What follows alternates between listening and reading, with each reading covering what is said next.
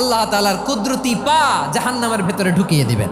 জাহান্নামের সবচাইতে হালকা আযাব হলো ওই ব্যক্তির আযাব যার পায়ে দুটো জাহান্নামের আগুনের জুতা পুড়িয়ে দেয়া হবে। ওই আগুনের উত্তাপে তার মাথার মগজগুলো ভাতের মারের মতো টপ টপ টপ টপ করে বেয়ে বেয়ে পড়বে। এইটা যদি সবচেয়ে লাইট পানিশমেন্ট হয়, সবচেয়ে হালকা পাতলা সহনীয় আযাব যদি হয়, তাহলে ভয়ঙ্কর তোমার আযাবের কি অবস্থা হবে? জাহান্নামের অবস্থা এত ভয়ঙ্কর হবে, জাহান্নামের ভেতরে লক্ষ লক্ষ কোটি কোটি কাফির মুশরিককে দেওয়ার পরেও জাহান্নাম বলবে হালমিম মাজিদ, আরো আছে নাকি, আরো দাও, আমার ক্ষুধা নিবারণ হয় নাই। জাহান্নামে তো উত্তপ্ত হবে, জ্বলন্ত হবে, ভয়ঙ্কর হবে। জাহান্নামের এক অংশ আরেক অংশকে খেয়ে ফেলবে। আল্লাহু আকবার।